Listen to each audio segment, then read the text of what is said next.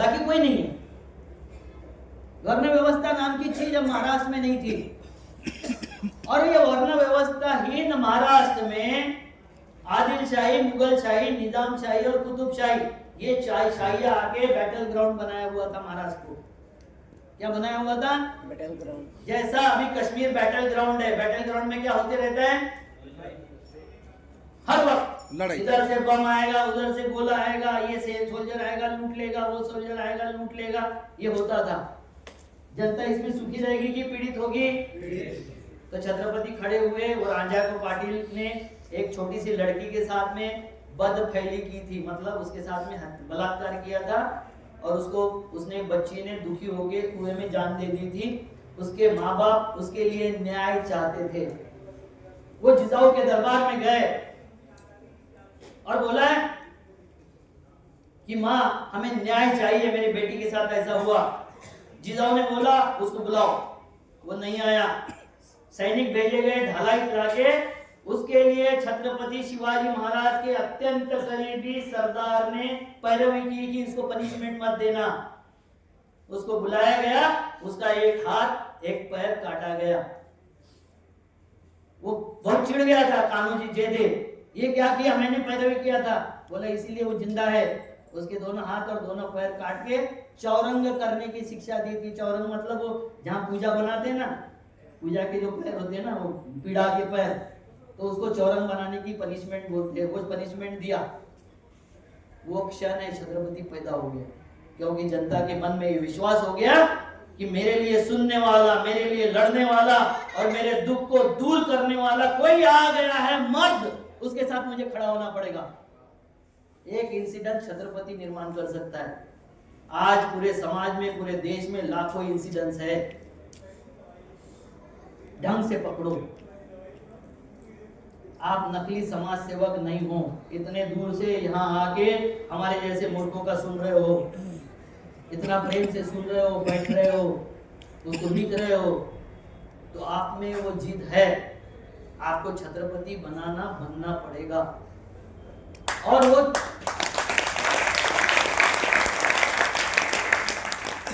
एक इंसिडेंस छत्रपति निर्माण करता है। आज सारे प्रदेशों में 2, 3, 4 स्थापित पार्टियां है कि नहीं है? और किसी पार्टी से कोई अपेक्षा है आपकी? अब तो मतलब आदिलशाही, निजामशाही, कुतुबशाही, मुगलशाही चल रही है कि नहीं? लूट की व्यवस्था। और इस लूट की व्यवस्था में कोई अगर खड़ा होगा तो जनता उसको अपना तारनहार मानेगी कि नहीं? बस उस बल के साथ खड़ा होना पड़ेगा। इस वक्त तो डाकू भी खड़ा हो जाए तो उसको रॉबिन हुड मानने की परिस्थिति आज समाज में इतनी बुरी अवस्था है। मैं जो देख रहा हूँ देश में घूम घूम के, अभी मैं गुजरात में जाने वाला हूँ, 6 दिन 8 दिन गुजरात में लगाऊंगा। मैं इसके पहले भी गया हूँ, अभी भी जाऊंगा। मैं गुजरात में पहली बार गया था तो अमित शाह के पीएस के 2 बार फोन आया और अमित शाह का 1 बार आया था कि तुम्हारे हमसे क्या विवाद है, तुम आ जाओ बीजेपी में, हम जो चाहते हैं वो देते हैं। और मेरा बाप मुझे 20,000 रुपये देता था, उसमें मुझे दम था।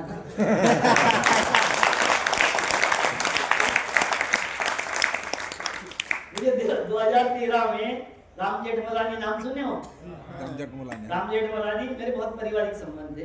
मेरा बेटा उनका जूनियर था। वो मुझे ले गए, गाड़ी में जा रहे थे, वो बंगले के बाहर, मैं उनसे मिलने जा रहा था, तो गाड़ी में आजा बैठ जाओ बोले। बैठ गया गाड़ी में। मैंने सामान वही मेरा साथ में जो था उसको दे दिया। वो मुझे डायरेक्ट ले गए थे गुजरात भवन। मैं ऑन कैमरा बोल रहा हूँ, ये सच्चाई है। गुजरात भवन ले गए, मोदी से मिलाया। मोदी को बोला ये मेरे बेटे जैसा है, इसके लिए कुछ करो। उन्होंने बोला नागपुर छोड़ के कोई भी सीट मांगेगा मैं दे दूंगा। बाहर आके मैंने बोला मुझे इन्होंने राष्ट्रपति बनाया तब भी नहीं बनूंगा, मुझे बीजेपी के साथ नहीं जाना है, ये पार्टी मुझे पसंद नहीं है, क्योंकि मुझे ओवैसी पसंद नहीं है तो बीजेपी भी पसंद नहीं है। इस देश को बांटने वाली कोई ताकत मुझे पसंद नहीं है, क्योंकि मेरी खानदान उसी के विरोध में लड़ी थी। हम बांटने वाले नहीं, पाटने वाले लोग हैं। राम साहब ने बोला जो तुझे पसंद हो वो कर, मैंने मेरा काम कर दिया। दूसरा चांस मुझे वहां गुजरात में जब विरोध में उतरा, जब आया था, बड़े बड़े पदों पर रहा हूं मैं, मेरा कोई गुण गौरव करने के लिए यहाँ नहीं आया हूँ। मैं इसलिए आया हूँ कि मैं ढूंढ रहा हूँ हर जगह जाके कि नया नेतृत्व खड़ा हो जाए। वाह जी वाह।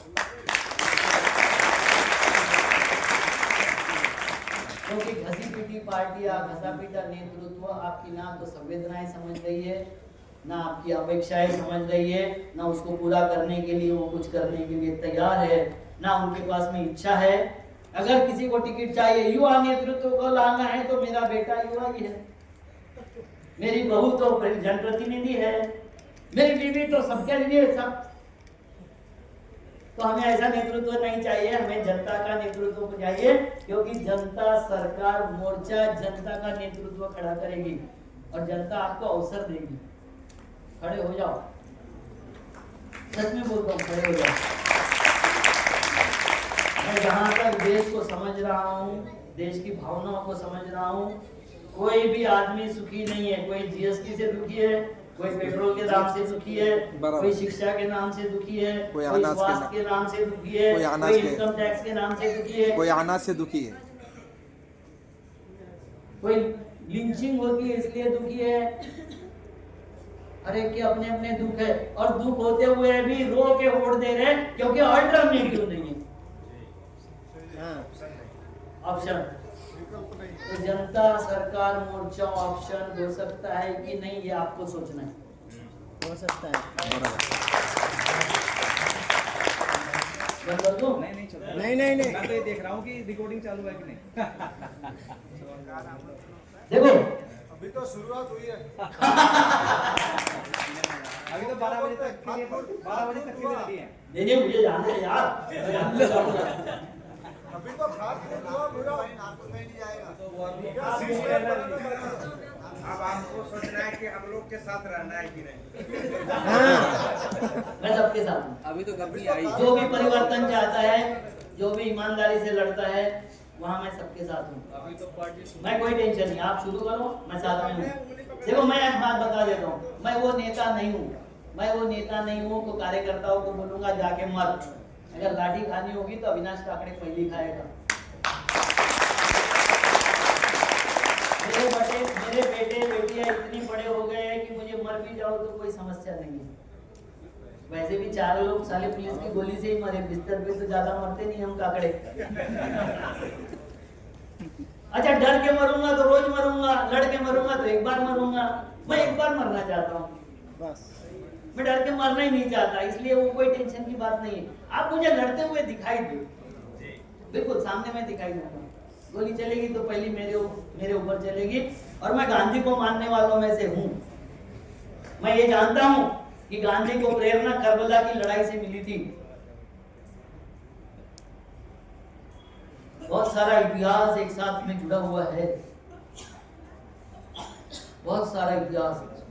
धर्मों को ऐसे तुम रिजेक्ट नहीं कर सकते, ना किसी धर्म को छोटा ना किसी धर्म को बड़ा बता सकते हो। मुसलमान 4 भी क्या करते हैं, मुसलमान ने ये कर दिया, मुसलमान ने वो कर दिया। तो मैं अगर सवाल पूछे ब्रह्मा ने क्या किया, ब्रह्मा देव ने क्या किया, फिर कैसा लगेगा?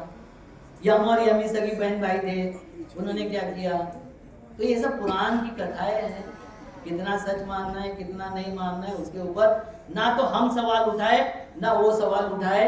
हम सवाल जिंदगी के लिए उठाए, मौत के लिए नहीं। हमारे सारे सवाल जिंदगी को बेहतर बनाने के लिए होने चाहिए, दूसरे को अपमानित करने के लिए नहीं होने चाहिए। ये जनता सरकार मोर्चा प्रण ले कि हम ऐसा कोई सवाल खड़ा नहीं करेंगे जिससे दूसरा अपमानित होगा। मुझे कुछ मिलने वाला नहीं है। उसको अपमानित करके आपके हाथ में क्या बाबा जी का ठुल्लू आता है? क्या आता है आपके हाथ में? कुछ मिला? 11 साल सबक सिखा दिए, कुछ मिला? मिलने वाला भी नहीं। तो फिर काय के लिए किए? काय के लिए किए उपद्रव? भूल हो गई तो पनिशमेंट भोगो। देखो जब हिंसा की अति हुई थी तो बुद्ध और महावीर पैदा हुए थे।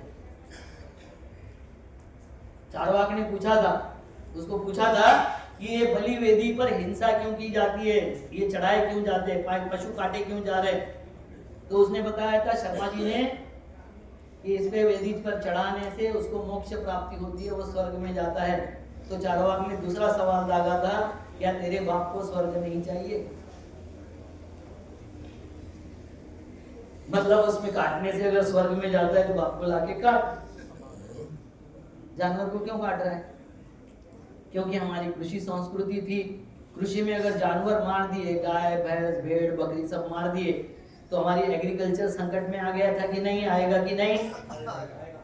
तो जब संकट में आ गया था तो बुद्ध पैदा किया समाज में, महावीर पैदा किया समाज में।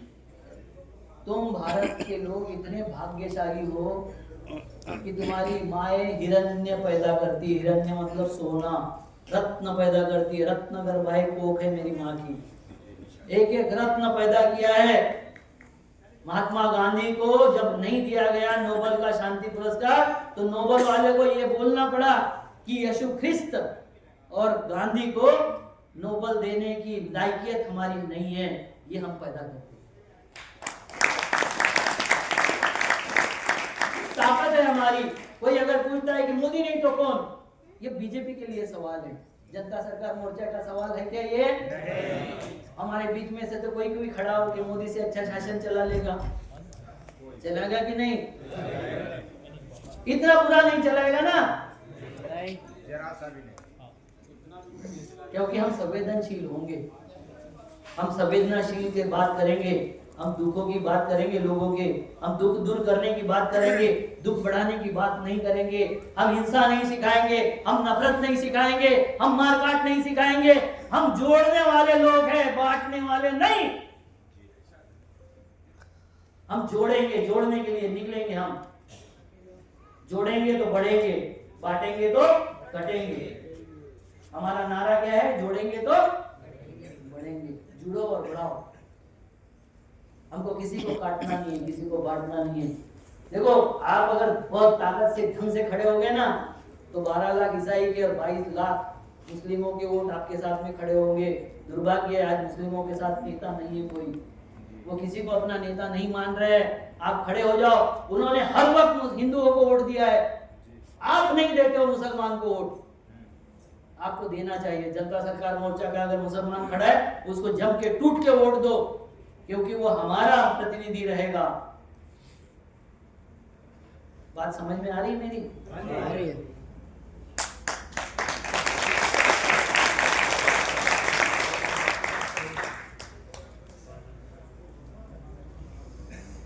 महाराष्ट्र में एक हिमाद्री पंडित नाम का पंडित था, जो यादव वंश का देवगिरी में साम्राज्य था।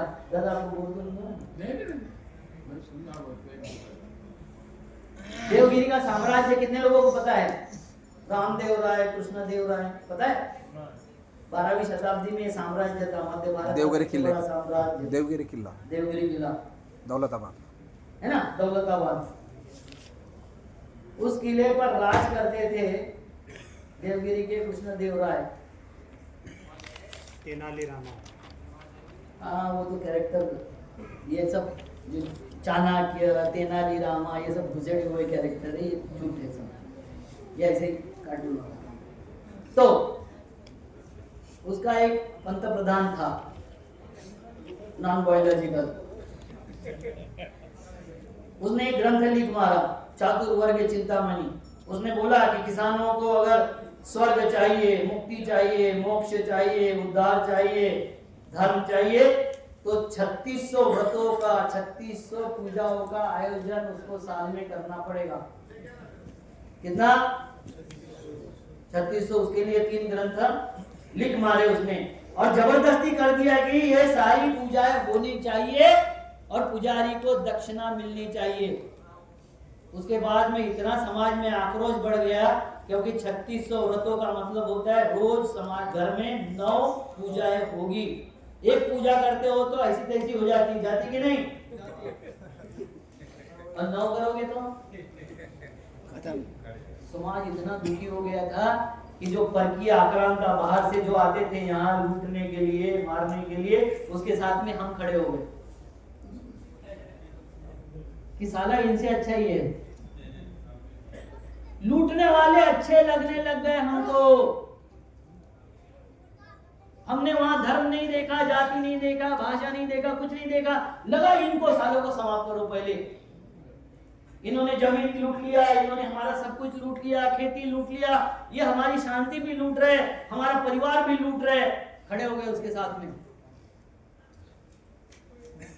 उसके बाद इस देश में, इस महाराष्ट्र में 3 धर्म आए जो मूर्ति पूजा, पाखंडवाद और ये सब के विरोध में काम किया। पहला था भागवत धर्म, वारकरी संप्रदाय, जो 12वीं शताब्दी में आया। उसके बाद में आया लिंगायत धर्म। लिंगायत मतलब बसवन्ना का धर्म, जो महिला पुरुष समानता और बहुत सारे जाति भेद को मिटाने का काम किया। और उसके बाद में है महानुभाव संप्रदाय, वो भी आया इसमें। वो तो पूरा मैंने वहां तक देखा हूँ, पंजाब तक देखा हूँ। महानु संप्रदाय, कृष्ण की पूजा करते वो लोग, वो आया, काला भगवान है उनका। और ये ला के वो सोशल रिफॉर्म लाने का प्रयास किया। 12वीं शताब्दी से शुरू हुआ, 16वीं शताब्दी तक। उससे शिवाजी महाराज पैदा हुए। और शिवाजी महाराज ने किसी धर्म विशेष का राज नहीं किया। कवि मुद्गल कहता है, पंडित कवि मुद्गल, हिंद देश के निवासी सारे जन एक है, रंग रूप भेष भाषा चाहे अनेक है।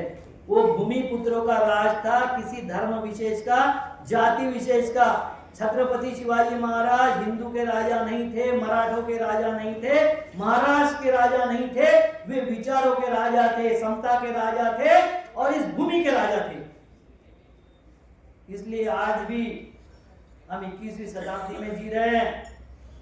सेना पर जब मराठा बटालियन का सैनिक मरता है तो छत्रपति शिवाजी महाराज बोलने के बाद वो जय बोलते हैं और खुद को सैक्रिफाई करता है। अकेला मानव है जिसके नाम से खुद जान देने के लिए तैयार है सोल्जर आज भी।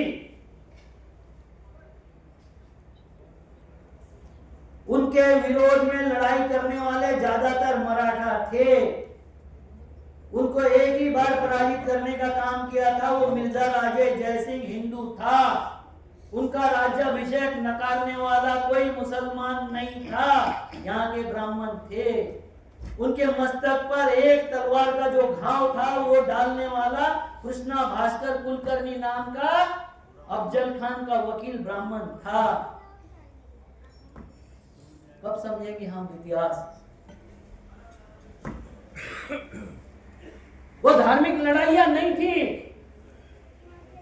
वो सारी राज्य की लड़ाई थी, भूमि की लड़ाई थी, भूमि पुत्रों की लड़ाई थी, अपने हकूक की लड़ाई थी। और उस लड़ाई में किसी को समझा दिया कि वो मुसलमान है, वो हिंदू है, ये फलाना है, वो दिखाना है। मुगलों का इतिहास समाप्त करना का मतलब होता है कि राणा प्रताप, पृथ्वीराज चौहान, छत्रपति शिवाजी महाराज, संभाजी महाराज, तारा रानी, ये सब हरवा में तलवार लहरा रहे थे। लड़े तो उस मुगलों के विरोध में। अगर मुगलों का इतिहास मिटा दोगे तो फिर किसके साथ लड़ रहे थे?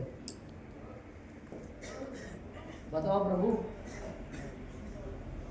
हम ताली पीटते हैं, वो नॉन बायोलॉजिकल बोलता है कि मुगलों का इतिहास से मिटा दूंगा। वो इतिहास उनका नहीं मिटा रहा है, वो तो दामाद है उनके। मैं 51 नाम गिना सकता हूँ। नारंगी फौज के कितनी लड़कियां उनको दिए, 51 नाम मुझे पता है। तो उनके दामाद है, उनकी लड़ाई उनसे नहीं है, उनकी लड़ाई किसानों से है। ये बीच में आ जाते बेकारी मुसलमान। आपकी कोई लड़ाई नहीं है सर, आप रिश्तेदार हो, दोनों मिलकर हमको चुतिया बनाते हो आप। अगर हमारे जब भी सवाल आते हैं, किसानों के फसल का सवाल आ गया, किसानों के दाम का सवाल आ गया, उपज का सवाल आ गया, पानी का सवाल आ गया, हमारे खतौनी का सवाल आ गया, हमारे हक अधिकार का, जमीन की लड़ाई का सवाल आ गया, तुम्हारा शुरू हो जाता है हिंदू मुसलमान। आप हट जाओ थोड़ा सा, मैं बोल रहा हूँ गए 5-7 साल से बोल रहा हूँ, आप हट जाओ राजनीतिक लड़ाई से। फिर लड़ाई हिंदू वर्सेस हिंदू ही है और हम निपट लेंगे, सही में निपट लेंगे। इनकी एक बार पर्दा खुलने की जरूरत है। ये आपकी लड़ाई नहीं है, ये मुसलमानों की लड़ाई नहीं है, हमारी लड़ाई है। हाँ, ये देखो, ये लड़ाई कैसी होती शुरू, किस तरीके से लड़ाई करते हैं। क्या किया है मुसलमानों ने? गांधी की हत्या की, इंदिरा गांधी की हत्या की, राजीव गांधी की हत्या की, बेअंत सिंह की हत्या की, जनरल वैद्य था उसकी हत्या की, किसी की नहीं की। इसी इसमें लड़ने गए नहीं। किसी तालिबानी संगठन में शामिल हुए नहीं। 50,000 मोल्ला रामलीला मैदान के ग्राउंड पे जाके दुनिया में हो रहे आतंकवाद का निषेध करने के लिए रेजोल्यूशन लाए। कोई हिंदू संगठन लाया क्या? तो फिर भी हम गाली बकते हैं। हमारे दिमाग से तो निकल जाए ये भूसा। कचड़ा भर भर डाला ना, कचड़ा भर भर के डाला ना इनमें, ये ऐसे वो आपने ऐसे। खोल के क्यों रखा था टपरा? तो सर हमारे राजस्थान में जो जोहर हुए हैं मेवाड़ के अंदर, क्या उनका कोई उल्लेख नहीं? हाँ? किसने किया था क्या? जोहर? राजस्थान में जो जोहर हुए हैं वो बैठो बैठो, मैं बता देता हूँ यार, बहुत अच्छे से बता देता हूँ, अच्छे से बता देता हूँ। भाई छत्रपति शिवाजी महाराज के 4,000 सैनिक आगरा में गए थे, एक भी नहीं मरा, एक भी नहीं। 50 लाख की 1 लाख की सेना के बीच में हमको उठा के लाया, मतलब शाहजहां की उंगली काट के लाया छत्रपति ने, एक भी नहीं मरा। आपके यहाँ के जो राजपूत थे वो रिश्तेदारी निभा रहे थे उनके साथ में। पहली बात, एक आधा विरोध में लड़ता था, वो राष्ट्र के लिए लड़ते हुए मुझे दिखा दो कि उसने राष्ट्र निर्माण का सपना दिया होगा, एक भी नहीं। और जहां आप बताते हो ना पद्मिनी वगैरह वगैरह, वो कितना बड़ा है कुंड जिसमें हजारों लोग जल सकते हैं, खड़े नहीं रह सकते वहां सबसे ज्यादा लोग। मैं खुद देख के आया हूँ। कुछ भी बता देते हैं, हम सुन लेते हैं, हम निरीक्षण करें खुद का। पद्मावती सच नहीं है, ये जायस कवि की लिखी हुई किताब की कविता है, और वो जायस है उत्तर प्रदेश का, उसने लिखा हुआ है, और ये हमारे दिमाग में डाल दिया, हम उसको परीक्षण करने को तैयार नहीं। हाँ, किताब, हम किताब क्यों नहीं पढ़ते? बहुत किताब है, बहुत किताबें हैं। मैं बोल रहा हूं, मैंने राम को जब पढ़ा, मैं 1997 और 98 में राम के बहुत विरोध में बोलता था, बहुत, क्योंकि सच्ची रामायण से लेके पेरियार के रामायण से लेके ललई राम की रामायण तक सब पढ़ लिया था। हमारा सिलेबस किसने पढ़ा है? हमने जो पढ़ा है सिलेबस किसने पढ़ा? ब्राह्मण, आपने नहीं। नहीं, अभी के सरकारी स्कूल में पढ़ा रही है वो हमने पढ़ा वो है। सब उन्होंने नहीं, हमने नहीं बनाया। आपकी और हमारी क्या औकात है सर? नहीं, ब्राह्मणों ने पढ़ा है। हाँ, कौन बैठे CBSE CBIT में, वो सब इसमें कि कौन बैठे हैं? जरा देखो नाम। अरे ये ममता बनर्जी का अभी निकाल के रखा हूं मैंने। आप जिसको बहुत ही उन्होंने इसमें खुशी मना रहे थे सब लोग, अभी दिखाता हूं, अभी सुन लो। राम वाली बात पूरी कर लीजिए। एक मिनट, नहीं ऐसा नहीं, वो भी हमारा साथी है। संवाद होना चाहिए, डाउट क्लियर होना चाहिए। बिल्कुल मुझे कोई आपत्ति माइक ले नहीं। लो भाई। पर ये इतिहास ही सीखते रहोगे, संवादी करवा दो। आगे की भी मैं बात। इतिहास नहीं, मैं वर्तमान में समझाया आपको। अब वो इन्होंने इतिहास पे सवाल पूछा तो मैं दे रहा हूँ। सुनो यार, देखो, पश्चिम बंगाल में आप क्षत्रिय, OBC, दलित समाज की स्थिति को देखें।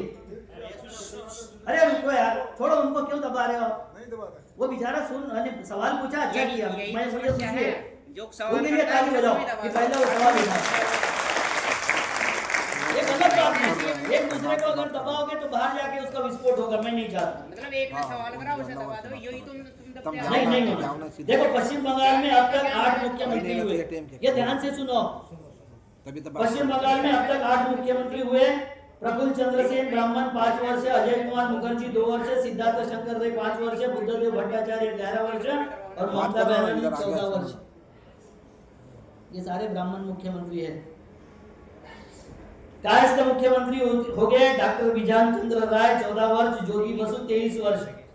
यादव वाहिद मुख्यमंत्री सबसे पहले, प्रफुल्ल चंद्र घोष 1 वर्ष, राजपूत मुख्यमंत्री एक भी नहीं हुआ, अन्य OBC कोई नहीं हुआ, दलित मुख्यमंत्री एक भी नहीं, और मुस्लिम मुख्यमंत्री कोई भी नहीं। दूसरे नंबर की मुस्लिमों की जनसंख्या और OBC की जनसंख्या पहले नंबर पे है, एक भी नहीं।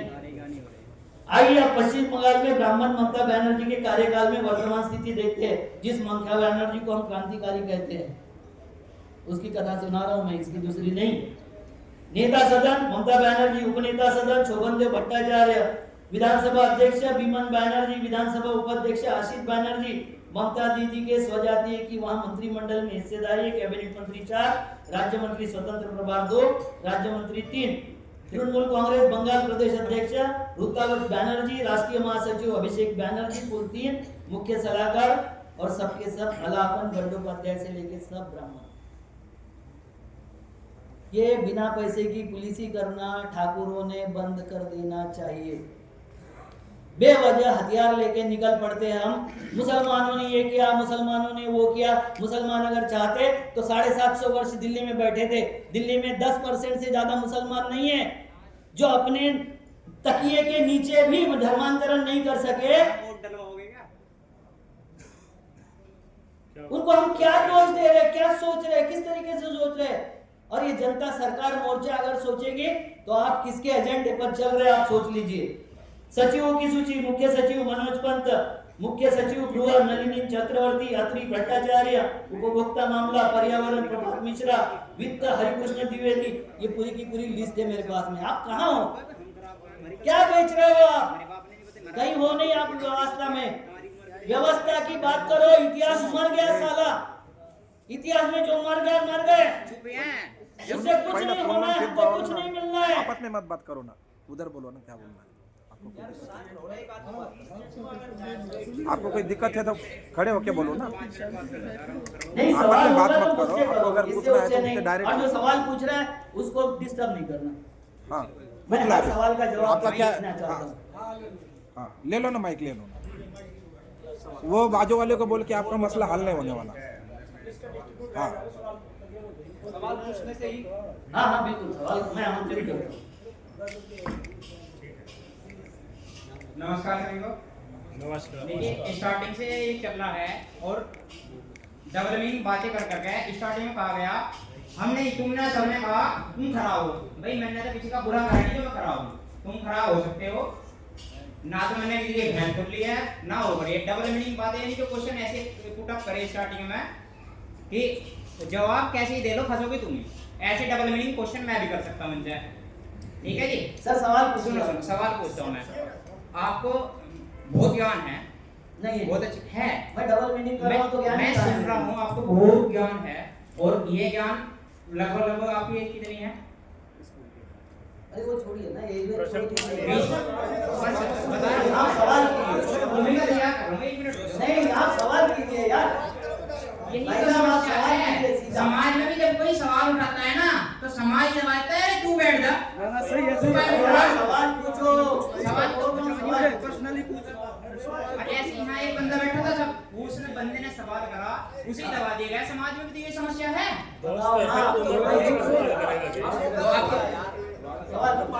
आपकी इतनी उम्र है, मैं 22 साल का हूँ, इसमें मेरी गलती नहीं है क्योंकि मेरे बड़ों ने मुझे नहीं बताया।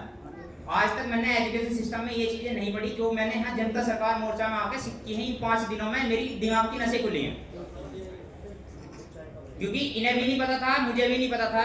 ये गलती हमारी नहीं है, हमें कुछ ना कुछ अव्यवस्थाएं लग रही थी, इसलिए हम खोज में भटक रहे थे, इसलिए हमें जनता सरकार मोर्चा मिला और हम यहाँ आए और अब स्टार्टिंग में डबल मीनिंग बातें करके हम ही खराब साबित कर दिया। हमारे ही मुंह से खराब हो तुम, हम खराब हैं यार, हम खराब नहीं हैं। मैं कहता हूँ मैंने तो किसी का बुरा नहीं करा, मेरे बड़े खराब हैं। यानी अगर ऐसी मान लो सर मैं सवाल मेरे सवाल कब तक आएंगे? हाँ सवाल बताऊंगा मैं। सवाल ऐसा सवाल पूछो मुझे सीधा सीधा सवाल। सवाल मान पूछो नहीं रहा हूँ आपसे। मैं, आप तो बोल ही नहीं दे रहे। यार विवाद मत करो, सवाल मैं जब सवाल देने का जवाब देने के लिए तैयार हूँ। वो जो बोल रहे हैं मुझे बोल रहे हैं ना, आपको तो नहीं बोल रहे हैं। सवाल पूछने दो, पूछिए सर। पूछो पूछो। तो आप एक राजनीतिक पार्टी में हैं? नहीं अभी नहीं थे। नहीं, अभी आप जिक्र कर रहे थे ना हमारे बच्चे बड़े हो गए और रैली निकाल रहे थे। ये बताइए आपने अब तक, आप बहुत समय से मुझे लग रहा है काम भी कर रहे हैं कहाँ? आप समाज में, समाज को जागरूक करने में। 30-40 साल। हाँ, आपने हमसे पूछा आपको अधिकार पता है, हमें नहीं बताया गए, हमारी गलती नहीं। आप मुझे ये बता दीजिए आपने कितने गांवों को ग्राम सभा के बारे में जाके जागरूक कर दिया? आप ने कहा इतनी गाड़ी गई मेरे पीछे, इतनी मोटरसाइकिल गई। अगर उन युवाओं को भी आपने समझा दिया होता तो अब तक इतना बदलाव हो जाता। अब कुछ नहीं। और यही बातें अगर मैं बड़ा हूँ अगर अपने बच्चे को बताने लगूं बेटा ऐसे ऐसे हो रहा है तो मेरा बेटा क्या कहेगा? हो गया। क्योंकि बापू ऐसा नहीं करवा रहा था। आपने सवाल मैं करूँगा। पूछ लिया, ये सवाल पूछ लिया ना आपने। आपने कितने जगह बताया? मैंने अपने भाषण में ही बोला कि 82 जगह कैंप मैंने गुजरात में किया था ग्राम स्वराज्य पर। अभी 22 जिलों में जाके मैं मीटिंगें भी कर रहा था, रैलियां भी कर रहा था। अभी परसों भी मीटिंग किया, संविधान समझाने का काम मैंने किया। और ये आज नहीं कर रहा हूँ, 40 साल से कर रहा हूँ बेटा। 126 बार जेल में गया हूँ यही उपद्रव में, किसानों के अपने हकाधिकार बताते हुए, किसानों के आंदोलन करते हुए, यही किसानों चीज़ को है ना, हम समझाते जिस चीज़ को हुए। खत्म कर हम यही जिस किया चीज़ हूँ, यही किया हूँ मैंने। हम जिस चीज़ को खत्म अब करने की आपको कोशिश नहीं कर रहे हैं। समझाया, ये आपके बुजुर्गों का दोष है, मेरा नहीं। हाँ तो बड़ों का ही मैं तो इतना दोष है, बड़ा बड़ों बड़ा का भी क्या नहीं बोलना? हूँ कि पूरे देश में पहुंच जाऊं। मेरे पास में कोई गोदी मीडिया है नहीं। बलहारा ने जैसे ही बुलाया, मैं उसके चैनल पे जाके मैंने संगी मुसंगी की समानताएं बता दी तुरंत। मैं उसमें डरा नहीं। बिल्कुल मैं डरना भी बताता चाहिए। हूं। अब मैं और प्रतिज्ञा लेता आपको हूँ जिस आपको अगर वक्त मेरा कोई भी डांटना बुरा लगा होगा, आपको मेरा कोई डांटना बुरा लगा होगा तो उसके लिए मैं आपसे माफी चाहता हूँ। मगर मैं डांटा इसलिए कि मेरे बेटे सुधर जाए, मेरे भाई सुधर जाए। आपके दिमाग में सवाल नहीं चल रहा, आप डिबेट कर लो। हाँ, डिबेट अगर करना है वो डिबेट कर रहे यार हैं। यही समस्या है समाज की, ये भी एक प्रॉब्लम है। नहीं, गलत फिर नहीं बोलने देता। गलत बीट रहे हो सर डिबेट जनता अकेले में करें। ये जनता सरकार मोर्चा का ही मंच ऐसा है जहाँ ये क्या है ना, ये सामाजिक भाई सुनो यार, सामाजिक सत्संग हो रहा है ये, है ना। इसमें हमने ओपन रखा है, सबकी विचारधारा को ओपन है। अब मान लो इन्होंने कहा कि आपकी गलती क्यों नहीं है भाई? चिड़िया को कोई सिखाता है क्या पानी कैसे पीना है? उसको 6 बजे से बंदर नहीं खाता, 4 बजे खाता। अभी तो खोजते तुम खा रहे हो, हम खा रहे हैं 12 बजे। तो ये क्या है ना, इंट्यूशन हमारा बिगड़ा, वो किसी भी कारण से बिगड़ा हो, वो अलग विषय है ना। इसमें सवाल आप पूछो, बिल्कुल खुल के पूछो, तभी दूसरे को भी क्लैरिटी आ जाएगा। मैं अभी आपके बात करने के पहले रूम में जब मैं बैठा था तो मैं बोला था 20-25 लोग आपके जो होंगे वो 4-5 दिन मेरे साथ में बैठे, हर विषय पे आपका क्लियर कर दूंगा। मैं तो अकेले क्योंकि गया है। मेरे जैसे बोलने वो वाले सिस्टम 5-25 गलत है। जब तक खड़े नहीं होंगे, जनता सरकार मोर्चा गांव-गांव तक नहीं पहुंचेगा। बराबर है। इसमें मैं आग नहीं आपको लगाएगा तो इसलिए बता कैसे रहा हूं जाओगे? क्योंकि बाप भी जब बेटा बता के बताते हैं, बेटे को छोटा बड़ा भाई भी छोटे भाई को बताता है तो कान पकड़ने का हिम्मत रखता है, क्योंकि मैंने किया हूँ, पीड़ा भोगा हूँ, इसलिए मैं बता रहा हूँ। इसमें बुरा मानने की क्या जरूरत है? और कोई भी हमारे दोनों के बीच में किसी को आने की जरूरत है, मुझे वकील की जरूरत नहीं है, किसी भी वकील की मुझे यही तो जरूरत समाज की नहीं समस्या है जो यहाँ समस्या चल रही है। बिल्कुल नहीं है, मुझे वकील की जरूरत। मैं सक्षम हूँ, मैं मेरी केस लड़ने के लिए सक्षम हूँ। मेरा जो बेटा है वो वकील है, तो मैं बोलता हूँ कि मैं वकील का बाप हूँ। एक है, एक प्रश्न है, बीच में छूट गया था प्रश्न। अभी 7 बजे से अपनी प्रार्थना है, तो 10 मिनट है, 7 बजे प्रार्थना करेंगे, उसके बाद फिर हम एक काढ़ा पिएंगे, फिर शुरू करेंगे सत्र। ये आपका तो काढ़ा तैयार है क्या? पहले पूछ लो, उधर पूछ लो पहले, नहीं तो क्या होते आधे आधे गायब हो जाते। एक प्रश्न, जब तक प्रार्थना के लिए रेडी हो, जब तक प्रार्थना के लिए रेडी होते हैं, तो एक प्रश्न ये है कि आप बता रहे थे कि पहले मैं 1997 तक राम के बारे में बहुत मैंने जो पढ़ा, आपके लिए आपने नाम लिया और बोले वो गलत सोचता था, लेकिन जब बाद में मैंने पढ़ा तो उसके बारे में रह गया। तो बताइए। देखो क्या हुआ कि मैं 1998 में भाषण दे रहा था कानपुर में जो मीटिंग चल रही थी, आपके जैसे ही इनके जैसे 2-4 विद्रोही साथी मेरे को वहाँ थे, और वो उन्होंने बुला के मीटिंग करवाई थी मेरी, उन्होंने ही बुला के। मैं भी उस वक्त बहुत जवान था, अभी जैसा बुरा नहीं था, तो गया मैं वहाँ क्या फैशन है उत्तर प्रदेश में कि मीटिंग करने के लिए जो खर्चा है वो रिटायर्ड लोगों से लेते वो लड़के, आज भी लेते हैं। और वो रिटायर्ड लोग क्या बोलते हैं, मेरा भाषण अतिथि के पहले अगर होगा तो मैं पैसे देता हूँ। अब वो 10,000, 5,000, 2,000 देते और भाषण करवाते अपना। अच्छा, उनको सुनना और लड़कों को बिल्कुल पसंद नहीं है, वो सुनना नहीं चाहते उनको, मगर वो पैसे देते हैं तो फिर वो आयोजक उनको सुनवाते हैं। ये भाषण 2.5 घंटे चले उनके सबके। मैं बैठा हूँ, अभी आएगा नंबर मेरा, जब आएगा नंबर, ये होगा नंबर, वो होगा, बैठा हूँ मैं सुनते हुए। सब आधा हॉल खाली हो गया, कोई खाने के लिए चले गया, कोई चाय के लिए चले गया, पूरा हॉल खाली हो गया। क्या हो गया? बोलते थे आपको नहीं सारा डर लगता है ना यार। मैं शत्रुओं से नहीं डरता, दोस्तों से डरता हूँ। मैं हर वक्त बोलता हूँ मेरी हत्या अगर कोई करेगा तो मेरा आदमी करेगा, उनकी औकात नहीं है मेरे ऊपर आने की, वो नहीं आएगी पक्का। तो मैं वहाँ जब इतना हो गया तो मैं वहाँ शुरू हो गया। उन्होंने सबने गीता रामायण इसके उसके साइटेशन देना शुरू करके पूरा पका दिया माहौल। बच्चे सुनना नहीं चाहते ये सब। और जैसा ही शुरू हुआ तो मैंने शुरू किया, ये गीता कौन है, बहुत अच्छी दिखती है क्या, सारे बूढ़े उसके पीछे पड़े हुए हैं। तो माहौल तो उछल रहा था, बच्चे तो उछल गए, क्योंकि मुझे पता था कि पहले 5 मिनट में अगर मेरे कब्जे में नहीं आया माहौल तो मेरा गया भाषण। मैं कुछ नहीं कर सकूंगा, फिर ये सुनेंगे मेरी ना मेरी समझेंगे कोई बात। तो पहले 2-4 शब्दों में ही मैंने उसको पहले ग्रिप बना दिया और फिर धारा प्रवाह आधा पौन घंटा बोला। मन से उतरने के बाद एक बूढ़ा मेरे पास में आया, सचान, उस वक्त उनकी उम्र थी 78। वो मेरे पास में आके बोला, बेटा 2 साल बाद 21वीं सदी में हम पहुंच जाएंगे और 21वीं सदी में आप बाप से सवाल करोगे तो आपको जवाब देना पड़ेगा आपके सवालों के। आज जो सवाल जिस तरीके से चल रहे हमारे, ये इसको मैं बहुत अच्छा मानता हूँ कि बाप से बेटा सवाल करे, बाप के साथ संवाद करे, ये मैं अच्छा मानता हूँ। उसमें मैं ये नहीं समझता कि ये मुजोरी कर रहा है या अपमान कर रहा है, ये नहीं समझता हूँ। मेरे परिवार में मेरा पूरा संवाद है, हर चीज का संवाद है। मैं मेरे बेटे के साथ में, बेटियों के साथ में, बेटियों से हम उसको प्रॉपर्टी समझते हैं। बेटियों से हम कभी संवाद नहीं करते कि शादी क्यों होनी चाहिए, शादी की जरूरत क्या होती है, वंश संवर्धन का क्या मतलब होता है, कभी नहीं करते।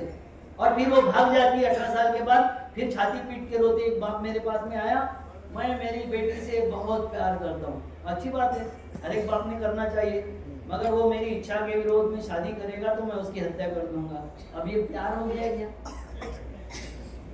वो तुम्हारी इच्छा के विरोध में वर्तन कर रही, उस वक्त अगर तुम्हारा प्यार कायम रहता तो तुम प्यार कर रहे हो, नहीं तो तुम्हारी तो शर्तें हैं, जबरदस्ती है। तो खैर मैं वहां तो बोला कि 21वीं सदी में जाओगे और आप बाप से भी सवाल करते हो।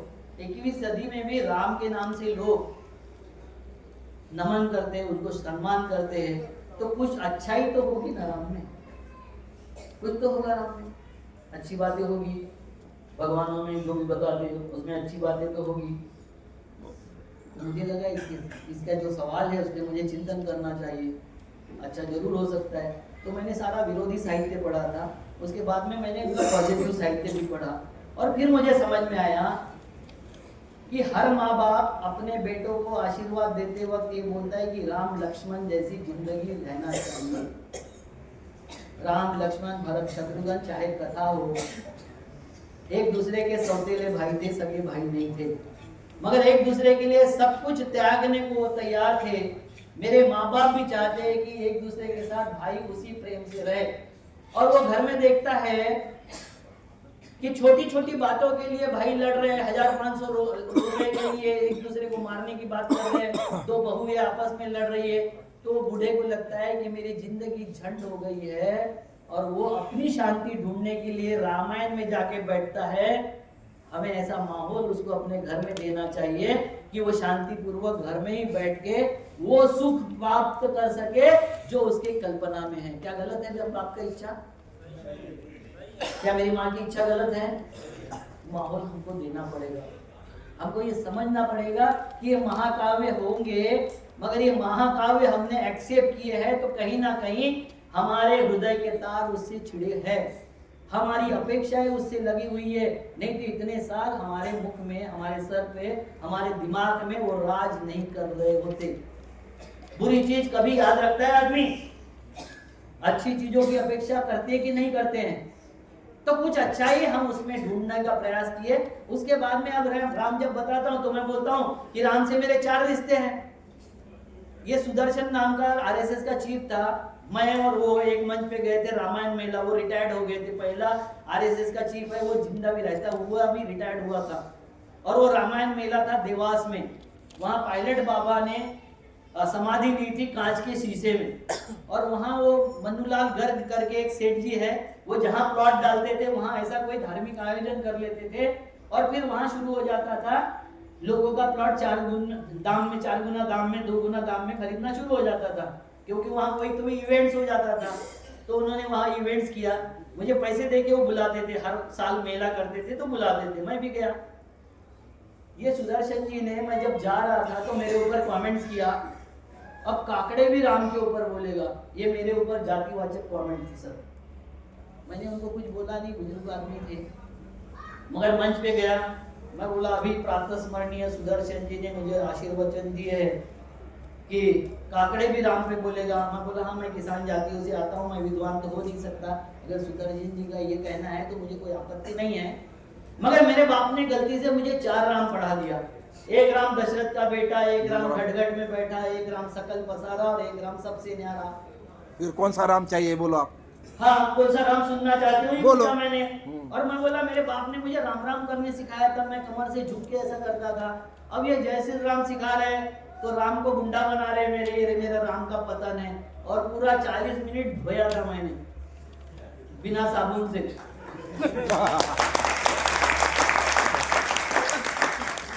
ठीक है, फिर बाद में वो कभी मुंह नहीं लगा मेरे, ना कभी आने का प्रयास किया। आज भी किसी वर्धा के किसान का 8 करोड़ रुपए का कपास यहाँ के सुनील टालाटोले करके मोहन भागवत जी के भांजे हैं, उन्होंने खरीद लिया था और उनके पैसे नहीं दिए। 3 साल किसान भटकते रहे, यहीं के किसान ऐसे लोग हैं। सारे नेताओं की तरफ गए, सारे पार्टियों की तरफ गए, कोई उनके लिए लड़ने को तैयार नहीं था। अविनाश काकड़े खड़ा हुआ, किसानों को बोला तुम मेरे साथ खड़े रहे ना, साले भाग जाओगे तो फिर मेरे जैसा बुरा आदमी कोई नहीं है। 13 दिन नागपुर में बैठ के उपोषण किया, रोज नए स्टंट किया, रोज नया उपद्रव किया। परिणाम ये हुआ कि उसकी सारी प्रॉपर्टी सील हो गई। वो बोलता था गली से लेके दिल्ली तक हमारा सरकार है, कौन ले लेगा देखेंगे। और उसका शौक उसको इतना पड़ा कि वो हार्ट अटैक से मर गया। मोहन भागवत जी आज भी बोलते हैं कि इसके वजह से मेरा भांजा मर गया, वो उसके कुकर्मों से मरा, वो जानता नहीं है, मानता नहीं है। इसलिए मैं लड़ते रहता हूँ सर, मैं किसी के बुरा को सोचता नहीं, बुरे के बारे में मेरी कोई इच्छा नहीं रहती है। मुझे किसी को अपमानित, मैं मेरे बेटे को अपमानित नहीं करता। मेरे बेटे से मैं चर्चा करता हूँ उसके केस के ऊपर, मेरी बेटी से चर्चा करता हूँ, वो ऑस्ट्रेलिया में है, एक बड़ी कंपनी में सीईओ है। नॉन कन्वेंशनल एनर्जी के ऊपर क्या नया रीजनरेट हो रहा है, किस तरीके से टेक्नोलॉजी चल रही है, डिजाइनिंग कैसी होती है। मेरी दूसरी बेटी है चाइना का 1 नेशन 1 बेल्ट पे वो जूलॉजिकल सर्वे वगैरह कर रही है। इसलिए वो चिंता नहीं है सर, मैं बहुत आराम से संवाद करता हूँ। आपके बीच में क्या हो रहा था कि आप सवाल जो पूछ रहे थे वो सवाल क्लियर नहीं था और बाकी के लोग आपको डिस्टर्ब कर रहे थे। कोई किसी को डिस्टर्ब नहीं करेगा। जनता मोर्चा ये समझ ले कि सवाल 1 to 1 होना चाहिए। उन्होंने चाहे मुझसे गलत समझ के भी किया होगा तब भी 1 to 1 सवाल होना चाहिए। और मैं अगर बोलता हूँ कि इसके बारे में आपको पढ़ना चाहिए तो जरूर पढ़ना चाहिए। सर आपको चाहिए तो मैं किताब दूंगा, जायसी वाले भी दूंगा, जोहर वाले भी दूंगा, इतिहास की दूंगा, दूसरी किताबें नहीं दूंगा। मैं इतिहास की किताबें दूंगा आपके सब लोगों को। किसके घरों में लाइब्रेरी है? क्या होता है 8-10 लोग। कितने लोगों ने किताब लिखी है? कितने लोग लिखने की इच्छा व्यक्त करते हैं? तो कैसे सीखोगे? आपके शरण में आके एक्सपीरियंस। सर 100 बक्का और 1 लिखा।